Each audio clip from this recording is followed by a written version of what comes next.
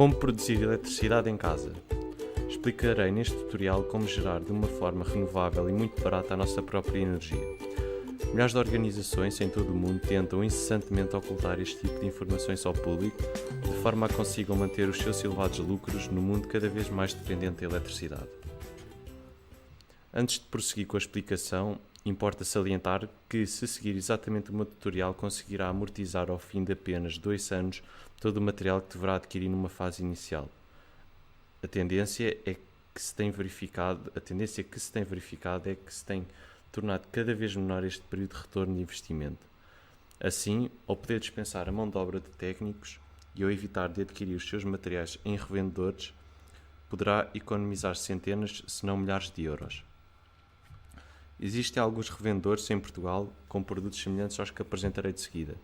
Assim, poderá adquiri-los em lojas como o Aqui ou o Leroy Merlin, ou mesmo em sites de comércio online, por exemplo o LX, ou se pretender preços bastante inferiores, aconselho a optar por uma forma mais cómoda e económica de se adquirir, isto é, através do eBay. Pagamento a realizar por PayPal, de forma a evitar elevadas taxas de conversão de moeda. Assim, agora sim, iniciaremos uma viagem sem retorno que lhe permitirá repensar a forma como gera e ganha o seu dinheiro. Os 5 materiais que necessitaremos para desenvolver este sistema fotovoltaico são painel solar, controlador de carga, bateria, inversor e 2 tipos de cabos. Começaremos por explicar mais detalhadamente o papel do painel solar neste sistema. Painel solar. O número de painéis solares a inserir no sistema fotovoltaico deverá ser proporcional à quantidade de energia que pretenderá produzir. Assim, dando uma pequena ideia, uma máquina de secar roupa, em média, mais ou menos, consome cerca de 3.000 watts. Por sua vez, uma de lavar louça 1.300, uma de lavar roupa 2.000 e talvez o objeto que nós temos em casa que consuma menos eletricidade talvez seja a lâmpada LED, que pode consumir menos mesmo que 9 watts, 4, 5, 6. Assim, o número de painéis a adquirir deverá ser proporcional à quantidade de energia que decidir produzir. Poderá adquirir estes painéis quer no eBay ou mesmo em Portugal, apesar de no eBay o preço ser inferior. Os painéis solares existem de 2 tipos. Existem os monocristalinos, que permitem produzir uma maior quantidade de energia com um painel mais pequeno, quando comparado com o policristalino. Quanto ao controlador de carga, este é capaz de ser o elemento central de todo o sistema fotovoltaico. Na lista de especificações de cada painel fotovoltaico existe um parâmetro que corresponde à intensidade máxima de corrente que o mesmo pode gerar. Assim, o primeiro passo será escolher o controlador de carga, de modo a que a intensidade máxima da corrente gerada pelo painel seja inferior à capacidade do controlador de carga. Assim, neste caso, temos um painel que possui uma corrente máxima em curto-circuito de 9,29 amperes, pelo que devemos optar por um controlador de carga de 10 ou mais amperes, sendo que aconselho sempre a que se compre controladores de carga com bastante maior capacidade para o caso de pretendermos introduzir novos painéis fotovoltaicos mais tarde. Aqui aconselho vivamente a adquirir o controlador de carga no eBay, visto que se pode comprá-lo facilmente diretamente ao fabricante, onde os preços podem ser mesmo 10 vezes inferiores ou adquiridos em revendedores em Portugal. Uma vez que Portugal só recebe cerca de 4 a 5 horas em média de sol por dia, a bateria será extremamente importante, uma vez especialmente caso o nosso consumo de eletricidade durante a noite seja elevado. Assim sendo, aconselha que por cada 160 watts gerados a comprar uma bateria de 70 amperes-hora. A bateria pode ser adquirida em Portugal a um preço semelhante ao que se adquiriria internacionalmente. O principal papel do inversor de corrente é o facto de a eletricidade produzida pelo painel fotovoltaico estar a uma tensão de 12 volts, que não é compatível com a maior parte dos eletrodomésticos que existem em nossas casas. Daí torna-se fundamental a existência do inversor de corrente, que permitirá transformar o sinal gerado num possível de ser captado pelos diferentes eletrodomésticos.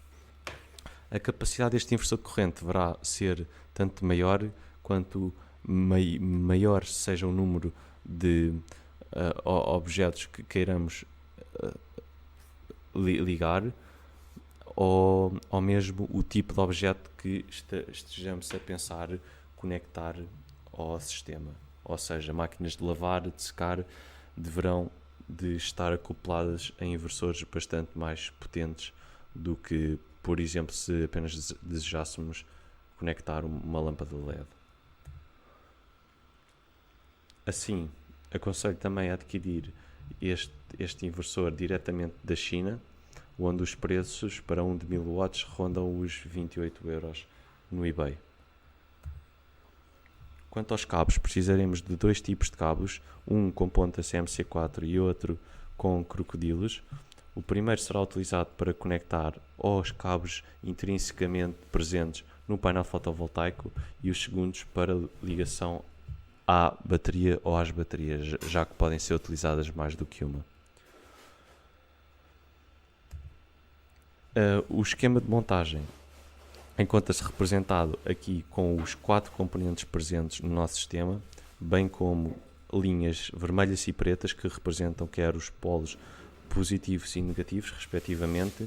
Assim, podemos ver que quer o inversor, quer a bateria, quer o painel fotovoltaico estão diretamente conectados ao controlador de carga, apesar de, caso desejemos adquirir um inversor com uma capacidade muito elevada, ou seja, pretendemos conectar eletrodomésticos que consomem um grau bastante elevado de energia, aí teremos de, em vez de conectar o inversor ao controlador de carga, conectar diretamente à bateria. Todas as outras ligações mantêm-se inalteradas. Um outro ponto também importante a salientar é que os cabos devem ser tanto mais grossos quanto possível, de forma a evitar perdas desnecessárias de energia. Aqui representa-se um esquema geral que poderá tentar montar em casa, onde as diferentes capacidades dos diferentes aparelhos estão já mais ou menos dimensionados. Apesar de, por exemplo, tal como referimos anteriormente, um painel de 160 watts produz menos de 10 amperes de corrente, assim não seria necessário um controle de carga de 30, mas mais facilmente, ao querermos expandir o nosso sistema, não necessitaremos de voltar a comprar outro objeto destes. Existem 4 ligações distintas que merecerão a nossa atenção de seguida, que serão feitas entre o painel fotovoltaico e o controlador de carga, a bateria e o controlador de carga, e o inversor e o controlador de carga. Representa-se neste slide as 4 conexões distintas que deverão ser feitas, da primeira até à quarta, e especificar-se-ão mais de seguida como a se executar.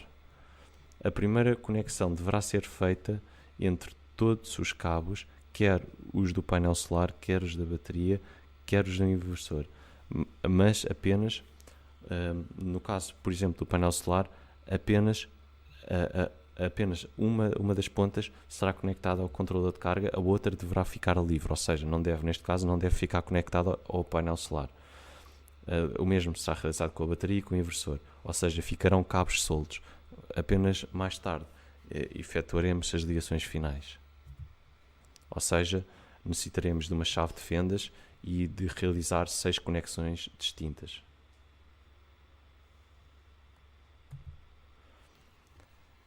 De seguida, como estabelecer contacto entre o fio que ligará ao inversor ao controlador de carga. Assumindo que uma das extremidades já se encontra no interior do controlador de carga, teremos apenas de desenroscar cada uma das peças coloridas do inversor, representadas na figura ao lado por um quadrado, e por fim voltar a enroscá-las. E este tipo de cabos normalmente vem já presente com o próprio inversor. Resultado, terá de realizar esta operação 2 vezes e estes inversores normalmente incluem vários cabos, pelo que não necessitará de comprá-los separadamente. Terceira conexão será a ligação dos cabos com pontas crocodilo à bateria.